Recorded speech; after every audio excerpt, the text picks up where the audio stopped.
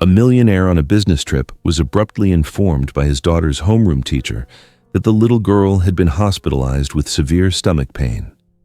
He quickly flew home, but upon entering the hospital, the objects the doctor retrieved from the operating room filled him and the teacher with horror, revealing the terrifying nature of what the girl had consumed.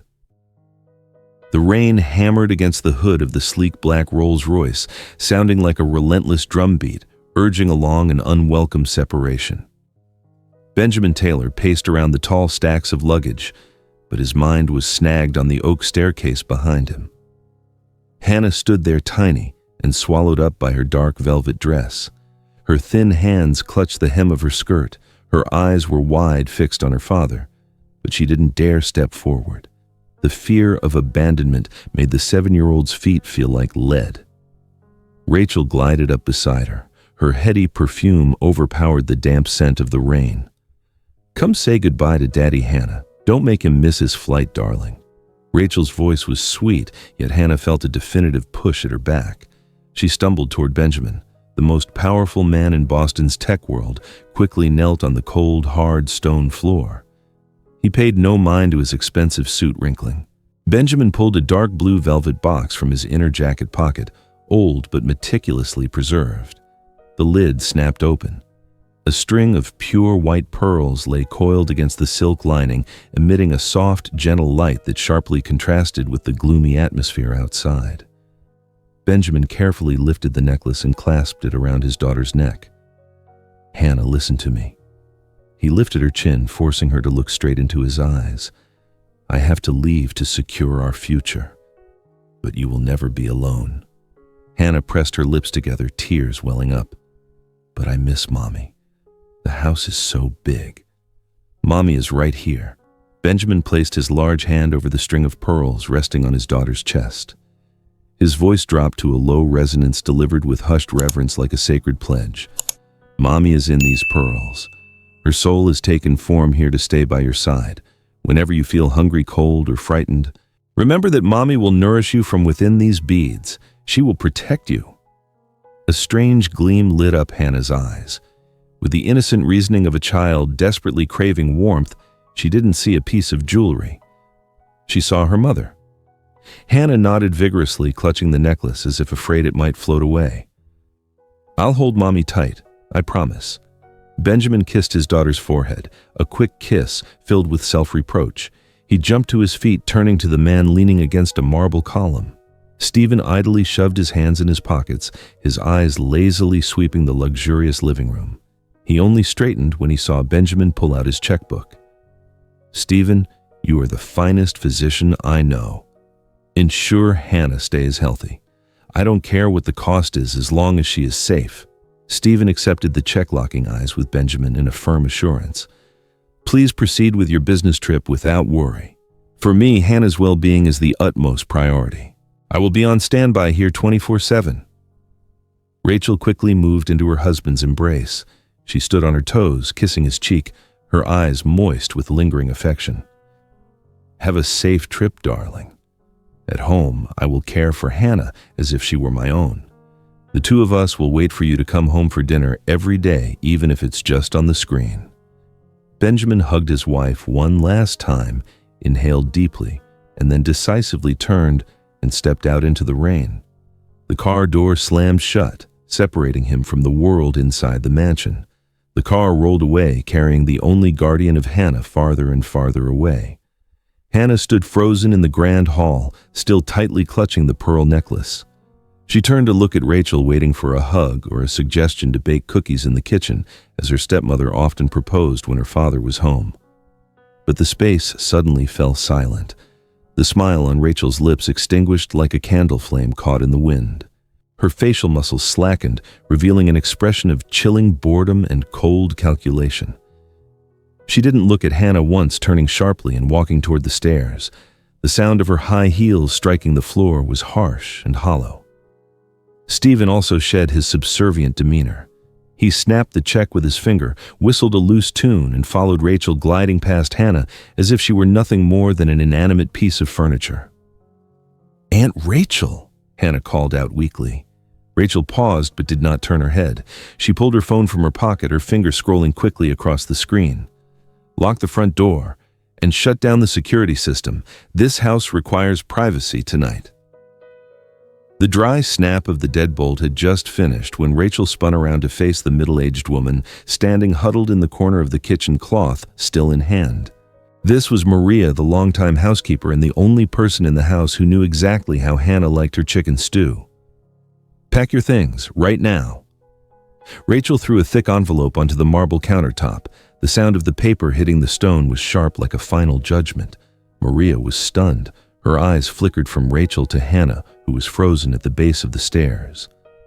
"But ma'am, Mr. Taylor left less than 10 minutes ago. Miss Hannah needs dinner prepared. She isn't used to eating outside food." "I am the mistress of this house when Benjamin is absent. I want privacy. Take the money that's 6 months' salary. Don't make me call security." Rachel tilted her head toward the back door. Stephen was leaning against the wine cabinet, toying with an expensive bottle of Chateau Margaux, a challenging half-smirk on his face. He didn't say anything, just gently tapped his fingernail on the bottle in a rhythm of polite but firm dismissal. Maria looked at Hannah one last time. She longed to rush over and embrace the child, but Rachel's icy gaze acted as an invisible, impenetrable wall. She bowed her head miserably, picked up her bag, and walked out the back door, blending into the cold Boston rain. The door slammed shut. The last connection between Hannah and safety had been severed. "Go to your room. Don't come downstairs unless you're called. We require space to discuss business." Rachel waved her hand dismissively, then turned to Stephen, accepting a glass of deep red wine. The clinking of the glasses rang out, overpowering the rumble of thunder outside. Hannah didn't say a word. She clutched the collar of her shirt and trudged up the sweeping spiral staircase. Her shadow stretched long against the wall, small and trembling, just as it had been the day she stood before her mother's casket. Hannah's bedroom was vast but frigid. The first thing she did was rush to the iPad on her desk. It was her only hope of hearing her father's voice. The screen lit up, but the Wi-Fi icon had vanished. The message, "No internet connection," appeared, mocking her. Hannah frantically pressed the FaceTime call button, but the screen remained a still black. She threw the device onto the mattress and slumped onto the floor. Silence enveloped the four walls, broken only by the patter of rain outside the glass windows. Time passed, and the night swallowed the weak light of the late afternoon. Hannah's stomach began to cramp. The gnawing hunger of a growing child surged, but every time she considered opening the door, the pulsing jazz music and Rachel's loose laughter from downstairs made her withdraw her hand. She was afraid. She didn't dare face the freezing eyes of her stepmother. Hannah climbed into bed and pulled the covers tight over her head. In the faint glow of the moon-shaped nightlight, her hand touched the string of pearls on her neck. The cold beads rubbed against her skin, but in Hannah's mind, that was the only warmth left. "Mommy, I'm hungry," Hannah whispered, hot tears rolling down, soaking the white beads. Her father's words suddenly echoed clearly in her mind, as if he were standing right next to her. "Mommy will nourish you. Mommy is inside these pearls." In her dizzying hunger and profound loneliness, the boundary between reality and imagination began to blur. Hannah stared at the gleaming pearl. It was round, pure white, looking just like the milk candies her mother used to give her. "Nourish," Hannah muttered. In the naive mind of a 7-year-old, nourishment meant eating, putting it in her stomach to stop the hunger. If she swallowed it, Mommy would truly be inside her tummy. Mommy would never leave again. The small trembling hand tugged hard. Snap. The fishing line cord broke. The pearls scattered across the comforter, rolling around like crystallized tears. Hannah picked one up. She brought it to her mouth, hesitated for a second, then dropped it onto her tongue. The pearl was smooth and cool. She swallowed hard. The pearl slipped down her throat, leaving a slight lingering scratch, and then disappeared. Strangely, the moment the pearl descended, a sense of security washed over Hannah. It wasn't the fullness of food, but the filling of loneliness. Mommy is inside now. Hannah wiped her tears, a lopsided smile curving her lips. She continued picking up the second pearl, then the third. With every swallow, she reassured herself that she was no longer alone. 10 minutes later, Hannah curled up and fell asleep, her hand still tightly gripping the remaining pearls scattered across the sheet. In her dream, she felt her mother holding her tightly from the inside. But deep within the darkness of her body, the hard, solitary pearls began to congregate at the base of her stomach, lying cold and dormant, awaiting the onset of the inevitable agony. 3 weeks passed. Time in the Taylor mansion was measured not by the movement of clock hands, but by the depletion of the pearls in the blue velvet box. Now the bottom of the box showed the bare, cold silk lining. But that emptiness was inversely proportional to the increasing weight inside Hannah's body.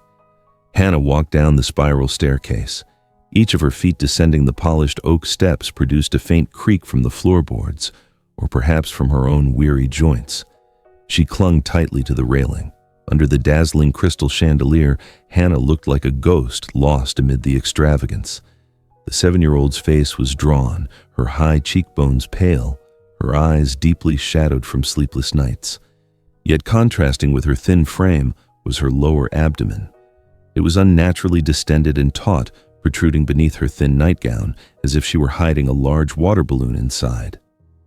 The living room reeked of strong chemical polish. Rachel sat on the leather sofa, casually painting red streaks onto her fingernails.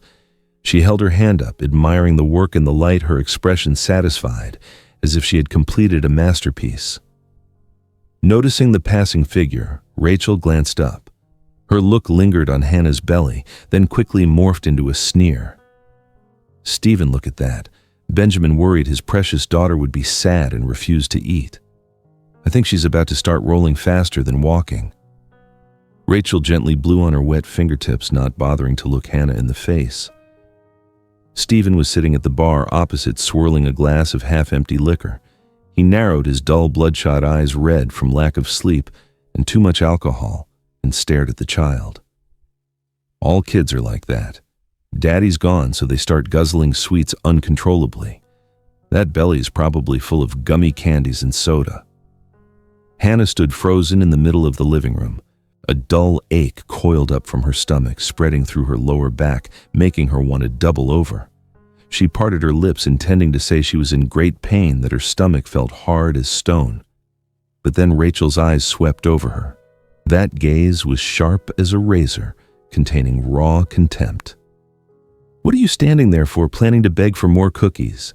Look at yourself, Hannah. That uniform dress is about to split its seams." Hannah clenched her lips, swallowing the groan.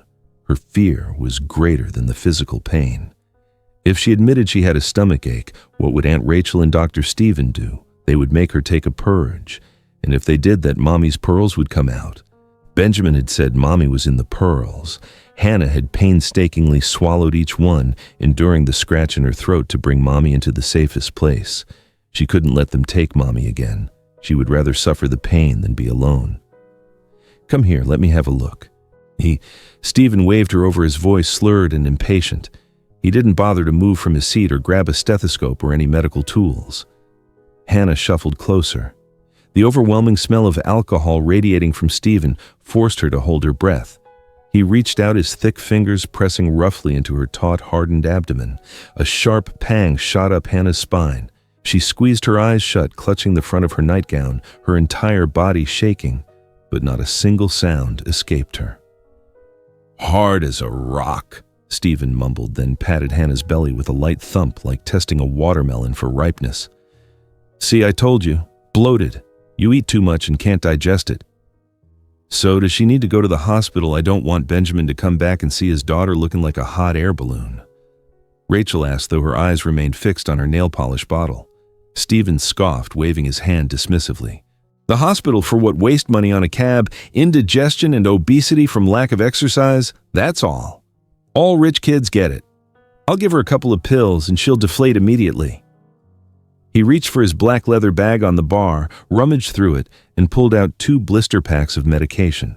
He ripped open the aluminum foil, taking out 2 large, opaque white tablets and 1 red capsule. They were high-dose pain medication and an extremely potent laxative intended for adults. "Open up." Hannah shook her head and backed away. She was afraid of taking medicine. Medicine would dissolve everything in her stomach. I said, "Open your mouth." Stephen lunged forward, one hand gripping Hannah's jaw, forcing her mouth open while the other shoved the handful of pills in. He offered no water. "Swallow." A bitter taste stung her nose. Hannah gagged violently, her dry throat constricting against the foreign objects. But Stephen's hand stayed clamped over her mouth, forcing her to swallow to find air. The medication scraped painfully down her esophagus. "There isn't that better." Stephen released her, wiping the saliva on his hand onto Hannah's shirt with a look of disgust. "Go up to your room and lie down. Don't hang around downstairs. My friends are coming over tonight, and I don't want your long face ruining the mood." Rachel finished blowing on her little finger and stood up, stretching. "Listen to the doctor, Hannah. Don't make me call Daddy and tell him you were naughty and secretly ate until you got sick." Hannah clutched her burning throat and stumbled away. The pills that had just reached her stomach offered no soothing comfort. Instead, they were like sparks dropped onto dry tinder. The strong laxative began stimulating violent intestinal contractions, attempting to expel everything. But the smooth, hard pearls had bound together in clumps, blocking every exit. The conflict between the medicine's expulsion mechanism and the mechanical obstruction created horrific cramps. Hannah climbed the stairs one step at a time. Cold sweat drenched her back. She didn't dare cry out. Reaching her room, Hannah locked the door. She crawled onto the bed, curling into a tight fetal position. Her hands clenched her abdomen, pressing hard to soothe the pain that felt like it was tearing her insides apart. Downstairs, the jazz music began to blare. The clinking of glasses and the loud, loose laughter of unfamiliar guests started to fill the house. The pain surged again, this time more violently, as if someone were stirring a knife inside her gut. Hannah shot up and lunged toward the bathroom. She collapsed over the toilet, dry heaving. Sour stomach acid burned her throat, but at that very instant, Hannah gritted her teeth. She used her hands to cover her mouth, stopping anything from escaping. She looked down in horror at the white toilet bowl. If she vomited now, the pearls would fall out. Mommy would fall out. Mommy would be flushed down into the black, foul-smelling sewage system. "No, I won't throw up. Mommy, stay with me." Hannah swallowed the bitter, burning fluid back down. Tears streamed down her pale face. She crawled out of the bathroom exhausted and collapsed onto the cold wooden floor. Hannah's dazed eyes slid across the wall, stopping at the calendar hanging near the window. Tomorrow was Monday. Tomorrow was a school day. The school had already sent 3 letters warning about her absences. Rachel had said she would dump her at school tomorrow morning to stop being an eyesore. Hannah looked down at her swollen belly. How could she possibly hide this? The window hadn't been fully closed, and the cold wind blew in the lingering raindrops from the night before. Hannah lay curled up, staring blankly into space, counting every aching thump that echoed from her own abdomen. Bang! The bedroom door flew open violently. Hannah jolted, pulling the blanket over her head. Rachel stood imposing in the doorway, clutching a thick uniform set. Her hair was tangled, but her eyes held a frightening clarity, the clarity of someone worried about losing a precious advantage. "Get up right now. The school just sent a letter threatening to report us to Child Protective Services. If you mess up my arrangement, you'll pay for it." Rachel threw the clothes onto the bed. The thick woolen fabric landed heavily with a thud. Hannah struggled to sit up. The pain from her stomach felt like needles spreading to her limbs. She bit her lower lip until it bled, swallowing her groans. She tremblingly picked up the dark blue pleated uniform skirt she had easily worn at the start of the semester. Hannah stepped into it, pulling it up to her hips. But when she reached her stomach, the zipper stuck. Her lower abdomen was swollen hard as granite, blocking the zipper's ascent. Hannah held her breath, trying to suck her stomach in, but it was useless. The pearls inside had claimed the space, transforming her small body into a solid, unyielding mass. "Hurry up!" Rachel pushed Hannah's hands away. She grabbed the zipper pull and yanked it up without mercy. "Ripe." "Ah," Hannah cried out, clutching her side. The thick fabric pressed tightly against her distended skin, causing excruciating pain. "Quiet!" Rachel snapped, still holding the zipper, though it was jammed halfway. "Look at yourself, you're so fat you're splitting your clothes. Eat too much, didn't you? She released the zipper, clicked her tongue in disdain, and turned to the closet, pulling out an old, baggy gray wool coat. Wear this. Cover up that blimp of a stomach. Don't let anyone see it and say I starve you. Hannah quickly slipped on the sweater. It was so large it draped past her knees, turning her into a frail, moving lump. Before leaving the room, Rachel suddenly paused. She turned, crouching down to Hannah's eye level. Her red-painted hand rested on the girl's shoulder, her fingers digging into the thin collarbone. Listen closely, Rachel whispered, her breath minty but cold as frost. At school, you are forbidden to utter a single complaint. If you dare tell anyone, I swear, I will drag out all of your mother's belongings and throw every last piece into the fireplace, tonight. Hannah nodded frantically. Tears pooled in her eyes, but she didn't dare let them fall. The fear of losing her mementos, the only things left of her mother, was greater than the gut-wrenching pain. The luxurious car dropped Hannah at the gates of St. Mary's Elementary and sped away instantly. Hannah stood alone in the bustling schoolyard. The other children ran and laughed, their cheeks rosy from the cold. Hannah shuffled along, hugging the red brick wall. Her hands constantly shielded her lower abdomen. Her back slightly hunched, her gait slow and cautious, like a small elderly woman trying to protect a fragile life. On the second floor, from her office window, Catherine adjusted her reading glasses.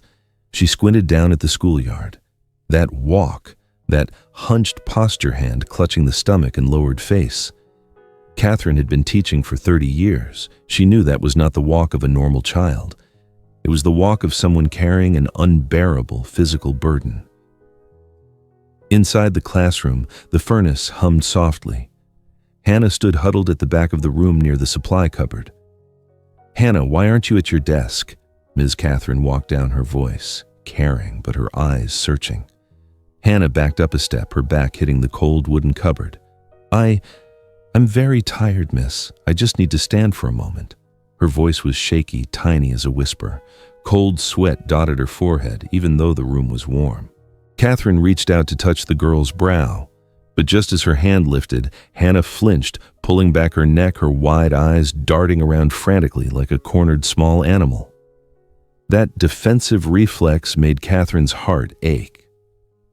All right, stay standing if you feel comfortable, but let me know if you feel too tired. Lunchtime arrived. The cafeteria was noisy with the clatter of trays. Hannah chose the most secluded table corner. The tray in front of her remained untouched, a serving of spaghetti with tomato sauce, an apple, and a milk carton. She couldn't eat. Her stomach was completely full. There was no room for food. Only the contractions were growing more intense, as if Mommy were struggling to break free.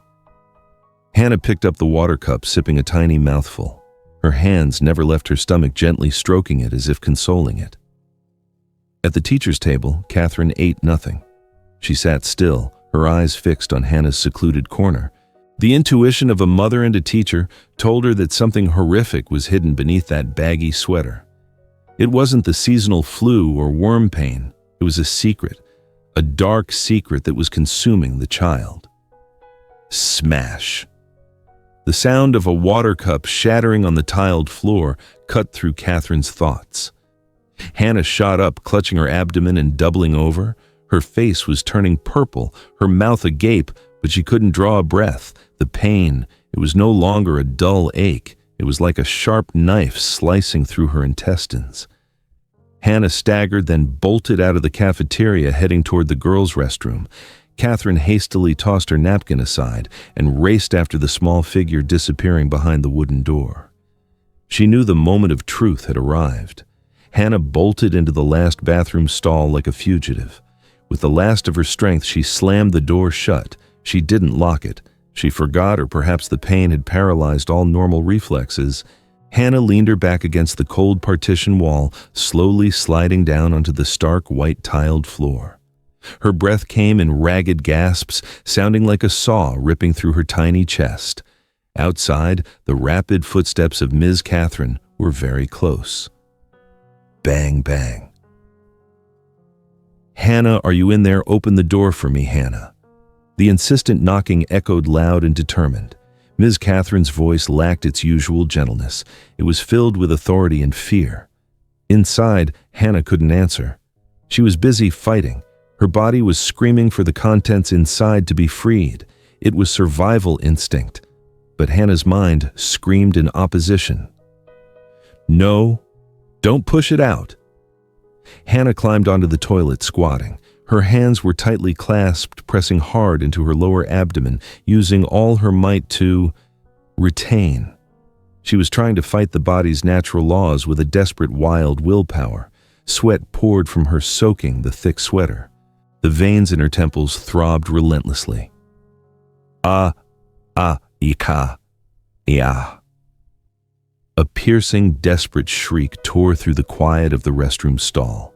It didn't sound like a child's cry. It sounded like the cry of a trapped animal filled with ultimate desperation and agony. That scream ended Catherine's hesitation. She hurled her shoulder against the door. The door flew open. The sight before her froze Catherine to the spot. Hannah was curled up on the toilet, her knees pressed tightly against her chest. Her face was fiercely red, distorted by pain. Tears and mucus streamed down her cheeks. Her whole body shook with tremors, yet her muscles were stiff and hard as stone. She was holding it in. She was trying to suppress the urge, even though her body was convulsing in a desperate need for elimination. "Oh my God, Hannah!" Catherine rushed forward. She reached out to help the trembling child. "Stay away!" Hannah screamed wildly, swinging her arm to shove Catherine away. Her eyes held no trace of fear now. Instead, they were filled with frantic hysteria. It was the look of a mother protecting her child from a predator's claws. "Go away! Get out of here right now!" Hannah sobbed, her voice shattered and lost in her throat. "I can't go! I can't go! Hannah, you're in so much pain. Let me help you." Catherine tried to soothe her, stepping closer.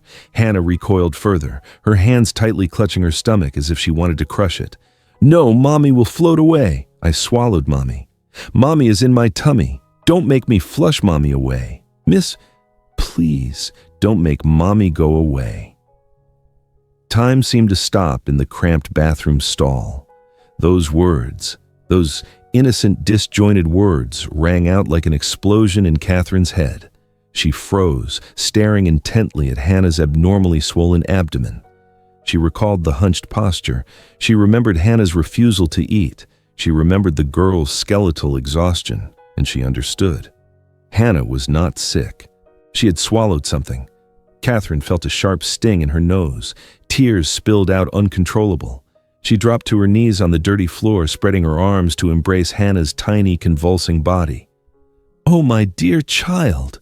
Why did you do this? Hannah, my sweet girl." Hannah tried to struggle, but her strength was depleted. She collapsed into her teacher's shoulder, sobbing uncontrollably, a heartbreaking, despairing sound. "Daddy said Mommy was in the pearls. I swallowed them.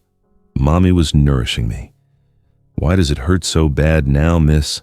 Catherine held the child tightly, pulling her phone from her pocket with one hand. She immediately dialed 911. Emergency St. Mary's Elementary School.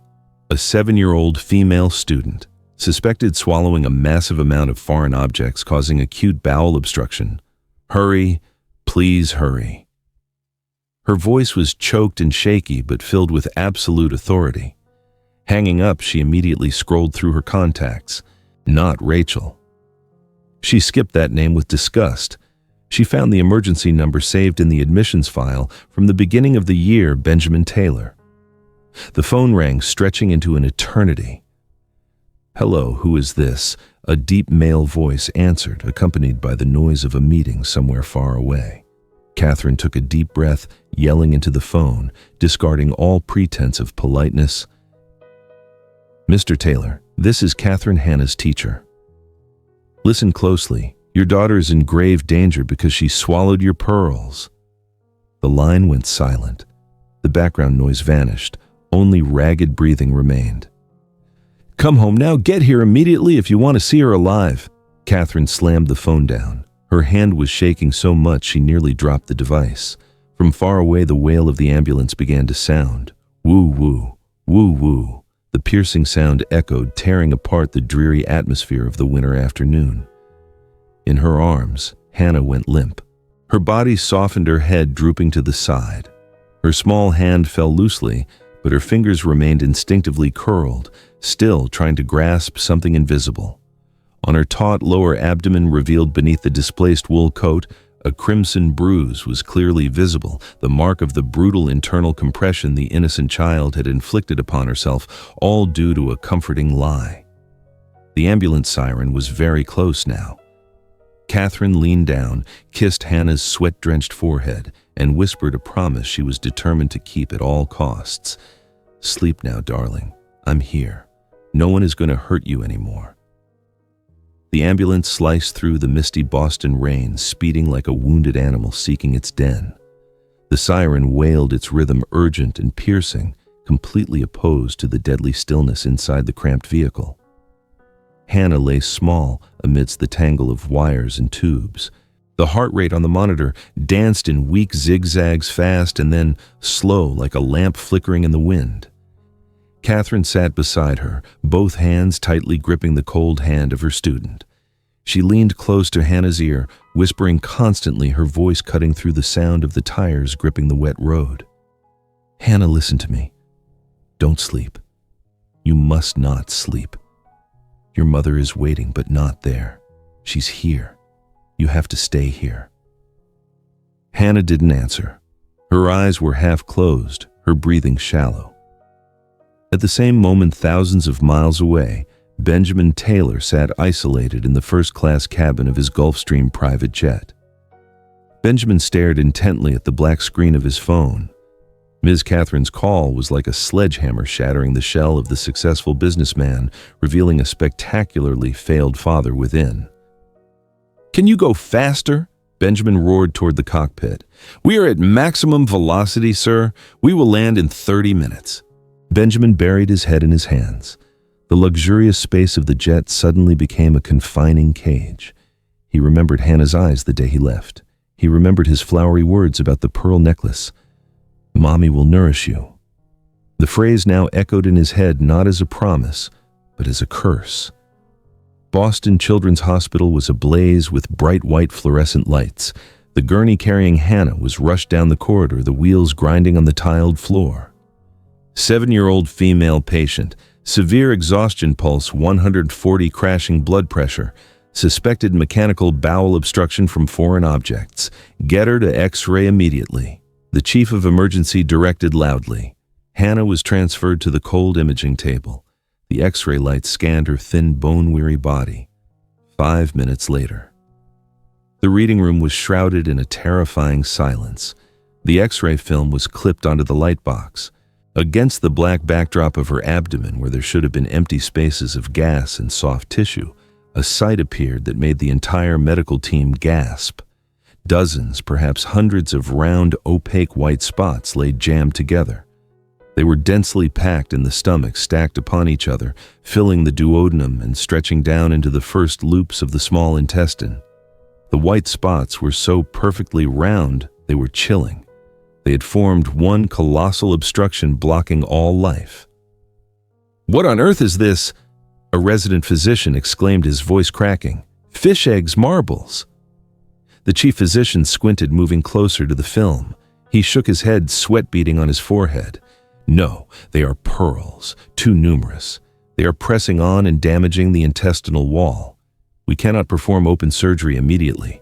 Her physical state is too weak. Deep anesthesia right now would be a death sentence. Prepare for emergency endoscopic retrieval of the foreign objects. Move."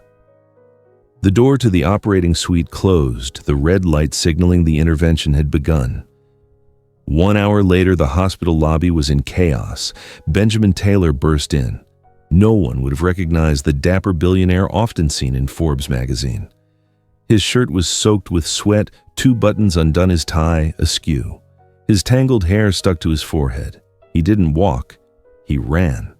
He dashed to the reception desk, his bloodshot eyes crisscrossed with broken veins. "My daughter, Hannah Taylor. Where is she?" Before the nurse could answer, Benjamin saw Catherine sitting slumped in the waiting area outside the surgical suite.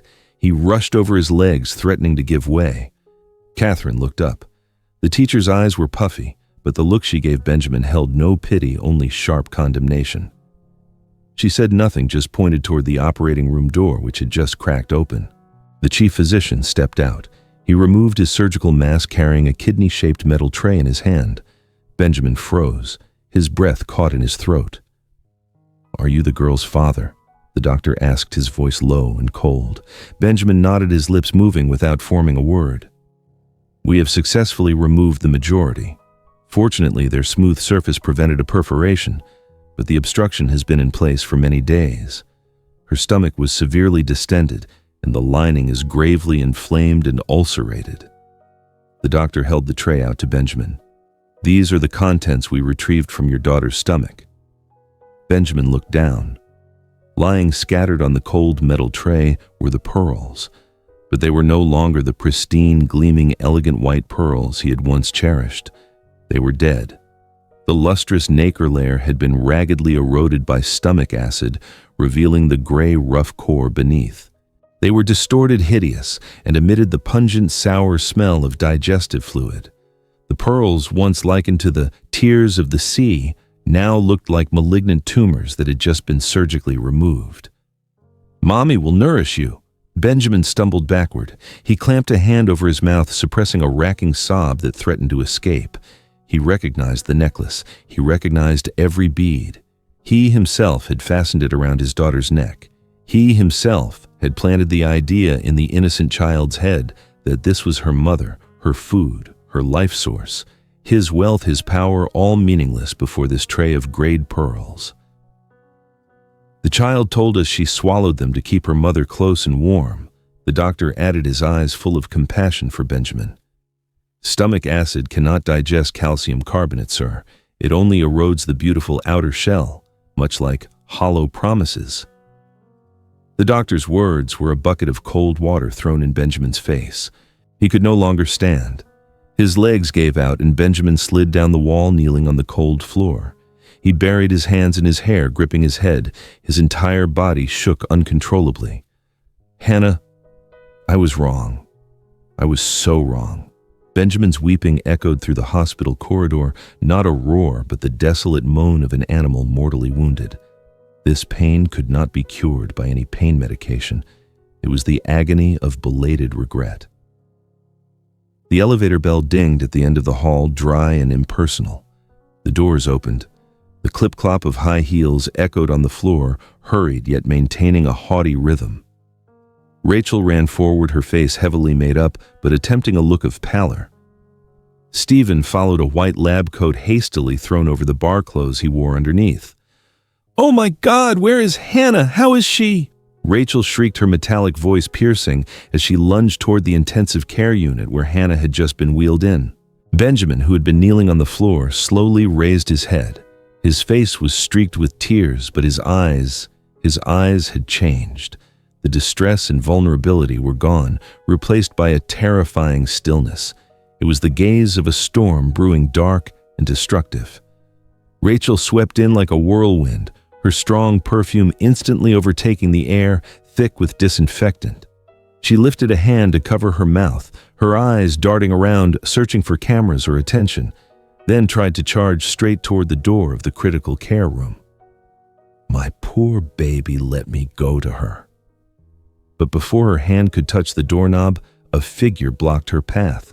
Catherine stood firm as a fortress wall. She wasn't tall, and her simple teacher's clothes still bore a few stains from kneeling on the restroom floor, but the presence she exuded forced Rachel to halt. "Get out of the way." "Who are you to stop me?" Rachel hissed, lowering her voice enough for only the two of them to hear, her eyes sharp as a knife. "You may not cross this line," Catherine replied, her voice calm but firm. "Your presence here is a danger to Hannah's recovery. I am her mother. Are you insane?" "Mother," Catherine gave a thin, contemptuous laugh. "A mother would know her child hadn't eaten anything for 3 weeks. A mother wouldn't let her child wear a dress so tight it left red marks on her skin just to hide her exhaustion." Behind them, Dr. Stephen edged forward. He adjusted his glasses, trying to reclaim the dignified air of a medical professional. "Madam, I am the Taylor family's private physician.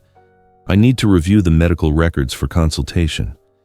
There may have been an error in the hospital's diagnosis." He reached out to snatch the clipboard the nurse was holding, but his hand was trembling. He was afraid. He knew exactly what was in that child's stomach and why he had prescribed the laxatives. "No need, Stephen." A deep, low voice resonated from the floor area. Benjamin had risen. He walked slowly toward the two of them. Gone was the panic, gone were the weak tears. He adjusted his shirt collar, straightened his suit jacket. His movements were slow, meticulous, and chilling. He stood directly in front of Stephen. The family doctor instinctively took a step back, his spine hitting the wall. "Benjamin, let me explain." Stephen stammered, beads of sweat running down his temples. "I examined her. The symptoms were very much like bloating. Benjamin didn't speak. He reached into his inner jacket pocket and pulled out the crumpled piece of paper. It was the quick toxicology report the chief physician had given him, along with the tray of pearls. He wadded the paper into a ball and flicked it. The paper struck Stephen's chest and fell to his feet. "High-dose oxycodone and bisocodyl." Benjamin read the drug names, his voice cold as a death sentence. "You gave an addictive painkiller and an extremely potent purge intended for adults to a 7-year-old suffering from a bowel obstruction. Are you a physician, Stephen, or an executioner?" Stephen's face went chalk white. He stammered, trying to argue that he only meant well, but Benjamin had already turned to Rachel. Rachel tried to force a strained smile, her hands clinging to her husband's arm, her red-painted nails digging into the expensive suit fabric. "My love, don't listen to outsiders. Stephen and I only wanted—" Benjamin gently pushed her hand away. The movement was soft but decisive, like brushing away a piece of filthy dust. "Ms. Catherine." Benjamin called, his eyes still fixed on his beautiful but wicked wife. Catherine understood. She pulled out her phone, playing the audio recording she had secretly captured when Hannah was in the bathroom stall. She turned the volume to maximum. In the quiet hospital hallway, Hannah's heart-wrenching crying echoed clearly, piercing the hearts of all who witnessed it. "Miss, don't tell. Aunt Rachel said if I mentioned the pain, she'd drag out all of Mommy's things and throw them into the fireplace. I'm so scared." The static sound from the phone speaker died out. The space fell into absolute silence. Nurses, doctors, and passing patients all stopped, casting looks of disgust toward the woman in the stylish designer dress. Rachel gasped. The thick layer of foundation couldn't hide the horror spreading across her face. She shook her head wildly, backing away. "No, the child is lying. Kids have wild imaginations. Hannah has psychological issues. Benjamin, enough." Benjamin raised his hand, cutting off her weak justification. He looked at Rachel, his eyes vacant. There was no love, no respect, not even anger left. Only revulsion for something that didn't deserve to be called human. He pulled out his own phone and pressed a speed dial button. "Attorney Davis, draw up the divorce papers immediately. Activate the marital contract violation clause regarding the maltreatment of a stepchild. Freeze all supplementary credit cards and joint accounts right now." The moment Rachel heard the word freeze accounts, she went ballistic. She lunged, grabbing Benjamin's jacket, screaming, "You can't do this. I am your wife. I sacrificed my youth for this family." Benjamin didn't need to lift a finger. 2 uniformed officers emerged from the elevator, accompanied by a stern woman wearing a badge from the Department of Child and Family Services. They had been notified by the hospital immediately upon signs of abuse. "Ms. Rachel Taylor, Mr. Stephen Miller." The lead officer stepped forward, his hand resting on the handcuffs at his belt. "We have an emergency arrest warrant for both of you regarding felony abuse, severe neglect of a dependent, and medical regulatory violations." "No, let me go, Benjamin, save me!" Rachel shrieked as the cold handcuffs snapped onto her wrists. She struggled, her hair a mess, her sophisticated facade completely crumbling, revealing the image of a petty, greedy person. Stephen meekly offered his hands to be bound, his head bowed to the floor, not daring to look up at the scornful eyes of his colleagues in the hospital. Benjamin stood there watching the 2 people he had once trusted being led away. He felt no triumph. He only felt utterly exhausted. When Rachel's screams finally faded behind the elevator doors, The hospital corridor returned to its normal peace. Benjamin turned around. Before him was the door to room 305. He took a deep breath and gently turned the doorknob. Benjamin walked to the bed and quietly sat on the edge. He was afraid of waking her, afraid his imposing presence would shatter the peaceful space. He took his daughter's small hand thin and marked with IV needles. The warmth from her hand flowed into his, a real warmth, not the coldness of the pearls. Hannah stirred slightly. Her large, round eyes fluttered open. Through the anesthetic haze, she saw a familiar shape. Daddy. The call was weak as a whisper. Benjamin leaned down and kissed his daughter's forehead, tears flowing again, soaking the pillow. I'm here. I'm home. I'm so sorry, Hannah. I'm so sorry. Hannah didn't fully understand everything that had happened. She only felt her father's hand was truly warm, and the horrible stomach pain had vanished. She squeezed her father's finger gently, then drifted back into a deep sleep. A month later. The trial for the Pearl case, the name the Boston press had given to the Taylor family tragedy. Benjamin had hired the best investigators to collect evidence. In the packed courtroom, the air was thick with tension and curiosity. Benjamin sat in the front row, his back straight, his eyes fixed on the defendant's stand. He did not look at Rachel, who was huddled in an oversized prison uniform, completely stripped of her aristocratic elegance. He looked at the scales of justice hovering over her head. The court calls the witness Catherine Miller. The court clerk's voice rang out. Catherine walked to the stand. She wore no makeup, her hair neatly tied back, and she placed her hand on the Bible without trembling. Rachel's defense attorney stood up, adjusting his tie with the confidence of someone used to overturning outcomes. Mrs. Catherine, my client asserts that she was entirely unaware of the child's condition. She simply believed the child was obese. Is a primary school teacher qualified with the medical expertise to judge a distraught mother? Catherine looked directly into the lawyer's eyes. She didn't answer immediately. She took a deep breath, recalling the foul smell in the restroom that day, recalling Hannah's heartbreaking scream. I do not require a medical degree to recognize a child wasting away, counselor. I saw Hannah come to school wearing a thick winter dress in warm weather simply because she couldn't zip up her normal uniform.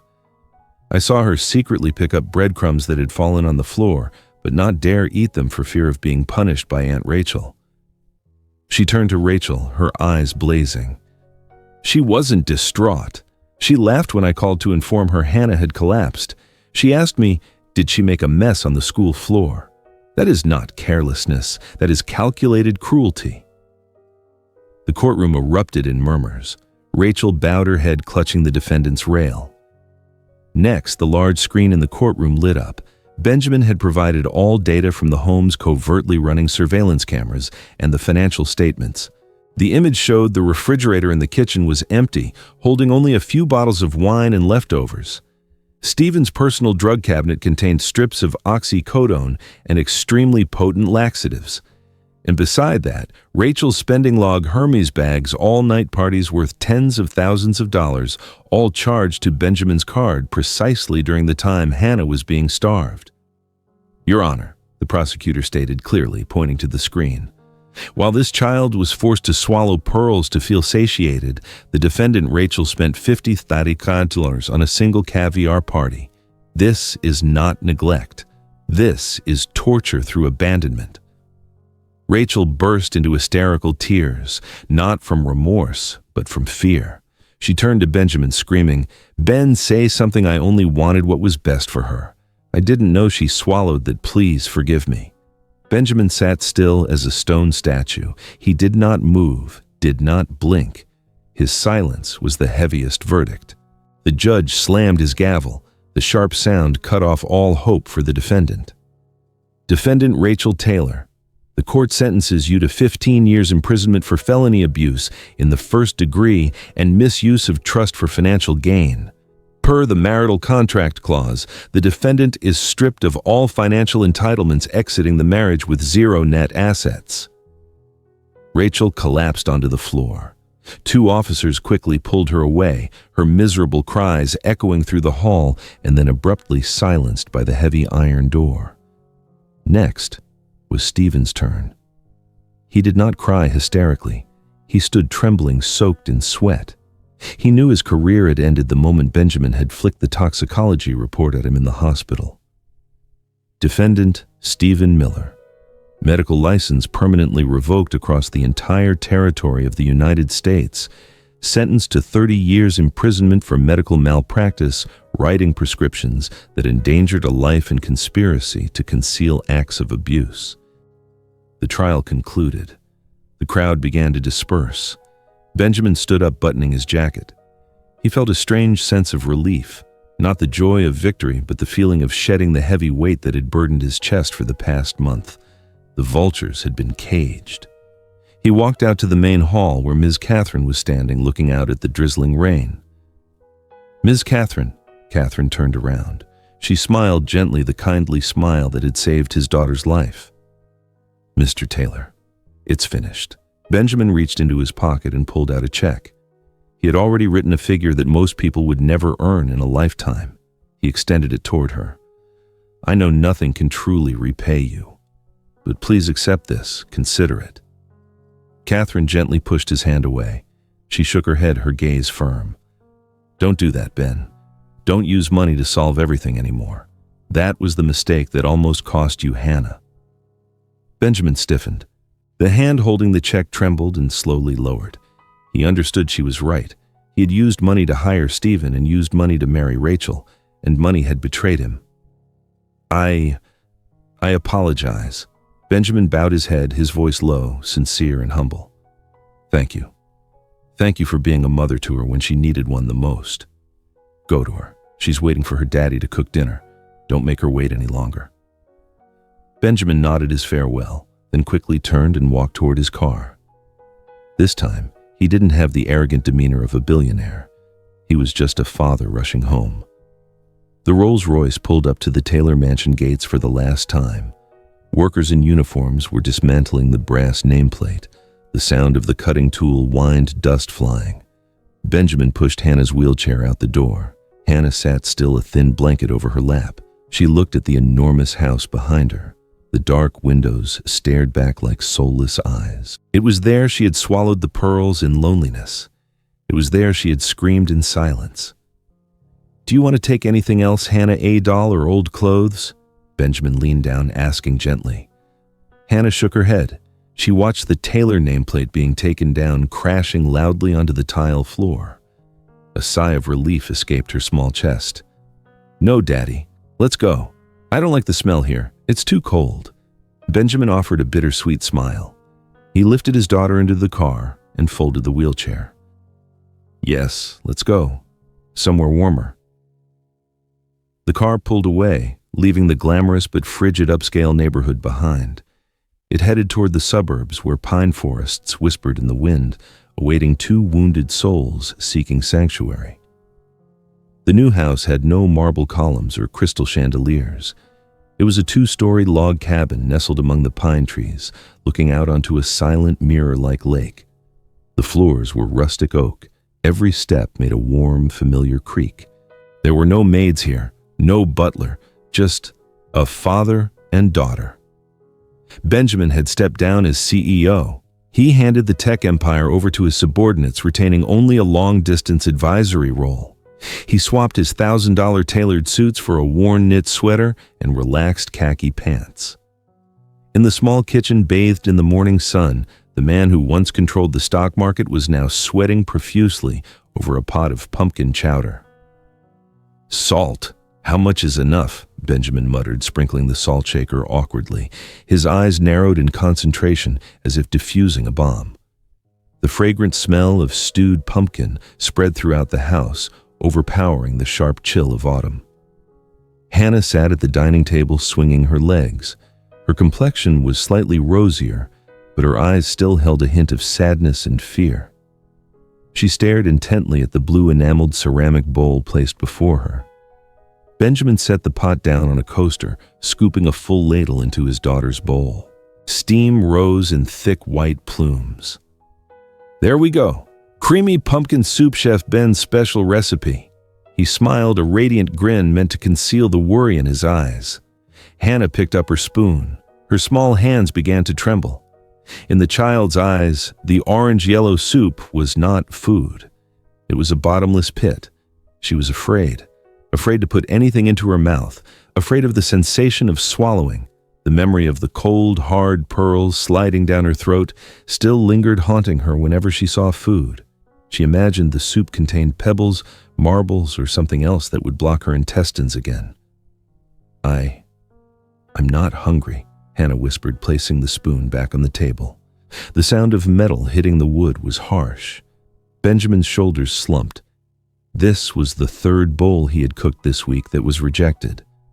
The nutritionist warned that Hannah needed liquid food to restore her digestive tract, but the girl's psychological barrier was too immense. Hannah, just one bite. I pured everything. There's nothing hard, sweetie. It's soft as cotton. Hannah shook her head wildly, reflexively holding her stomach with both hands. Tears began to well up in her eyes. I'm scared. What if it gets stuck in my throat? What if it won't go down? Benjamin watched his daughter in pain. He knew he couldn't force her. Forcing her now would only increase her panic. The long nights in the new house were not as peaceful as they looked. Benjamin stayed awake every night. From Hannah's bedroom, desperate shouts often erupted at 2 or 3 in the morning.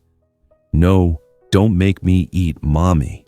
My stomach hurts. Benjamin would rush into the room, finding his daughter struggling in a nightmare sweat, soaking her temples, her hands clawing at her own abdomen. He had to hold her tightly, pinning her arms so she wouldn't harm herself. I'm here, Daddy's here, Hannah. It's okay, the pain is gone. He sat there comforting her back to sleep, singing awkward lullabies he'd just learned online, his heart twisted by the depth of the damage he had caused. That weekend, Ms. Catherine's old Honda sedan pulled up outside the house. She brought not only books, but life itself. Today we're going to garden, Catherine announced, carrying a bag of soil and sunflower seeds. Hannah was pushed outside in her wheelchair onto the porch. She timidly touched the soil. The dirt is messy, miss. No, Hannah. Soil nourishes plants, just like food nourishes people. Watch. Catherine buried a seed, covering it gently. It will lie here safe and warm. Then it will sprout, reaching up for the sunlight. It won't hurt the soil. It makes the soil better. Hannah stared intently at the pot. She gently poked the soft earth with her finger. It was smooth, not cold and hard like the pearls. A vague connection began to spark in the child's mind. That afternoon, Benjamin decided to try again. This time, he cooked chicken and sweet corn soup. He concentrated intensely, mincing the chicken meat until it was nearly shredded. Ouch! Benjamin snatched his hand back. Distracted by watching Hannah play in the garden, he had touched the rim of the boiling pot. A bright red burn immediately flared up on his thumb. Hannah, sitting at the dining table, was startled by her father's cry. She saw him wincing, blowing on his red finger. Without thinking, Hannah slid off her chair and ran to her father's side. Daddy, are you hurt? She took his large, rough hand in her 2 tiny ones. She brought it to her mouth, gently blowing on the burn. Poof, poof. Let me blow the hurt away. Mommy said blowing makes it all better. Benjamin was stunned. How long had it been since his daughter had voluntarily touched him? How long since she had shown concern instead of fear? I'm fine. I'm just a little clumsy. He smiled, a tear rolling down his cheek and falling into the steaming bowl of soup. Hannah looked at the soup, then at her father. She saw in his eyes not just love, but a silent plea. He had hurt himself to cook for her. She released his hand and climbed back onto her chair. She picked up the spoon. Her hand was still slightly shaky, but her gaze was more resolute. Hannah scooped up a small spoonful of soup. She brought it to her nose to smell it, fragrant. The smell of chicken corn, the smell of warmth. She opened her mouth and put the spoonful in. Benjamin held his breath, watching. Hannah closed her mouth. The sweetness of the chicken broth spread across her tongue. It was smooth, sliding down her throat softly. No scratching, no pain. It went down into her stomach, and instead of the cold sensation of the pearls, Hannah felt a wave of warmth spread from within, soothing the invisible wounds. "Is it good, sweetie?" Benjamin asked, his voice cracking. How could he not cry at this moment? Hannah swallowed. She smacked her lips, then looked up at her father and smiled. A weak but genuine smile. "It's very warm, Daddy. It feels like a hug." Benjamin couldn't hold back anymore. He rushed forward and hugged his daughter tightly, burying his face in her soft hair and weeping uncontrollably. The tears of overwhelming happiness. A tiny spoonful of soup, but it was the bridge that brought his daughter back from the edge. That meal lasted longer than usual. Hannah finished half the bowl of soup. The gentle clinking of the spoon against the bowl was no longer a terrifying sound, but the melody of her revival. That night, Hannah slept soundly. No more screaming, only the steady sound of peaceful breathing. Benjamin sat in the living room by the crackling fireplace. He watched the flames dance, contemplating the path ahead. The physical wounds were healing, and the psychological scars were closing. But there was still one final thing that needed to be addressed for the past to truly rest. He stood up and went to the oak cabinet in the corner of the room. He pulled open the bottom drawer. Benjamin's hand touched the soft velvet lining, the dark blue box. Inside the box were the pearls, not newly purchased ones, but the old ones. The ones the doctor had removed from Hannah's stomach, the ones eroded by acid gray and distorted. Benjamin had requested them back, cleaned them, and carefully stored them. He knew he couldn't avoid it. He had to use the very objects of her pain to fully free his daughter from the curse of misplaced maternal affection. Benjamin took a deep breath and closed the lid of the box with a snap. Tomorrow. Tomorrow would be the day it all ended. The afternoon sun slanted across the backyard, turning the wild grass by the wooden fence golden. The air here was crystal clear, scented faintly with pine resin and the damp earth from the night's rain. In the center of the garden, an ancient oak tree stood tall like a guardian spirit. Its massive canopy spread out, sheltering the small patch of land beneath the dark green leaves, rustling softly in the breeze, creating a soothing whisper of the earth. Benjamin led Hannah by the hand into the garden. His large, rough hand enveloped his daughter's small one. He didn't grip too tightly or too loosely, just enough for her to feel his steady presence. They stopped beneath the oak. Benjamin released her hand and reached into the pocket of his wool coat. He pulled out the familiar dark blue velvet box. The moment the box appeared, the atmosphere seemed to sink. Hannah instinctively took a step back. Her small shoulders shrank. Her eyes flashed with momentary panic. She recognized it. It was the Pandora's box that had unleashed all the tragedy. Benjamin noticed her reaction. He didn't advance, but slowly knelt on the grass, lowering his center of gravity to be eye level with his daughter. He opened the lid. Inside, the string of pearls lay silently. But they were no longer the pristine, gleaming, elegant white pearls of that first day in the Boston mansion. Stomach acid had eroded the magnificent nacre shell, revealing a gray, rough, and somewhat coarse surface.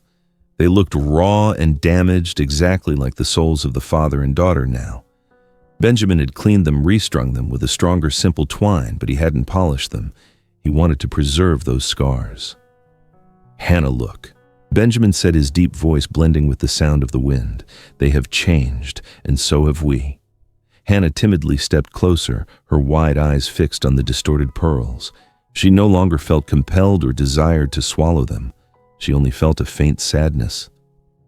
Benjamin reached out and took Hannah's right hand. He placed it over her left breast, right where her heart was thumping beneath her thin sweater. "Hannah, listen to me." He looked deeply into her eyes, his gaze holding the remorse of a lifetime and boundless love. "That day I was wrong. I lied to you." Benjamin swallowed hard, his throat tight. "Mommy is not in these pearls, nor does she need you to swallow anything cold into your stomach to feel warm." His hand pressed lightly against the back of hers so she could feel her own steady heartbeat more clearly.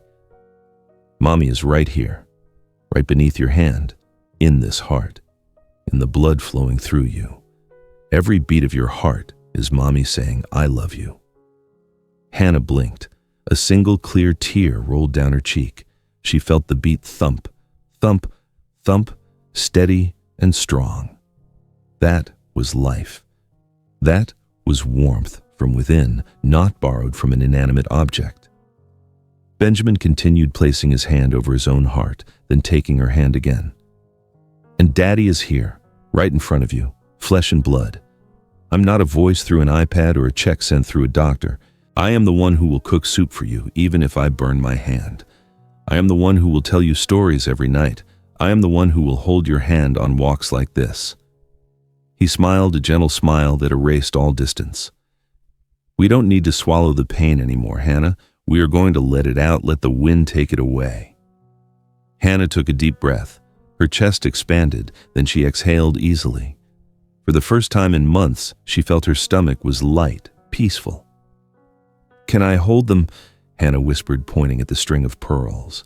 Benjamin handed the box to his daughter. Hannah took the rough gray pearls. She touched the indentations on their surface, feeling their coarseness. They were no longer cold. They had been warmed by her father's hand. She looked up at the old oak tree. The strong branches reached out toward the clear blue sky. Lift me up, Daddy. Benjamin stood up, lifting his small daughter high. Hannah reached out and hung the string of pearls on the lowest branch, where clusters of green leaves were trembling in the breeze. The twine was tied securely to the branch. The necklace hung down, swaying gently. The afternoon sunlight streamed through the leaves, shining on the gray beads. Strangely, despite their roughness, they still caught the light gleaming with a soft, humble yet enduring radiance. Click, clack. The wind blew and the pearls knocked against each other, striking the trunk, creating cheerful, clear sounds like light laughter. Hannah watched the pearls swing. She didn't raise her hand to her mouth anymore. She smiled. Mommy's playing on the swing, Daddy. Benjamin laughed softly, holding his daughter tightly. Yes, she is playing on the swing. She's watching us now. From the porch, Catherine stood leaning against a wooden post, holding a mug of hot tea. She quietly observed the beautiful scene. Without words, she knew the miracle had occurred. Not a miracle of medicine, but a miracle of understanding and presence. She smiled, taking a sip of tea, feeling the lingering sweetness in her throat. Her mission here was complete. Beneath the oak, Hannah rested her head on her father's shoulder. Benjamin wrapped his arms around his daughter, inhaling the scent of sunshine and her soft hair. They looked up together. In the clear blue sky, a flock of birds flew toward their nest. The pearls continued to swing, reflecting the sunlight, sparkling like 1,000 tiny, smiling eyes. The painful past had been hung on a branch, entrusted to the wind and clouds. Only here, in this sun-drenched garden, remained a father learning to love anew, and a child who had found the safest refuge in the world, not within cold, inanimate pearls, but in the warm embrace of family. And that is our bedtime story for today. What did you think of Hannah and Benjamin's powerful journey? It is certainly one of the most resonant and touching stories we have had the privilege to share. If you found yourself holding your breath in that emergency room or cheering on Ms. Catherine for her bravery, please let us know your feelings in the comments below. Thank you so much for staying with us through every difficult chapter and watching this family find their way back to one another. The greatest takeaway from this beautiful and deeply heartwarming story is a simple one, and one we need to remember as we age. Our greatest wealth isn't the prestige or the material gifts we bestow. The only true sanctuary for a child is the presence of a loving parent. Benjamin learned at the steepest cost imaginable that a parent must show up, not just pay up. May we all be reminded to cherish our relationships and to prioritize presence over perfection and genuine love over hollow promises. Until next time, take care and sleep well.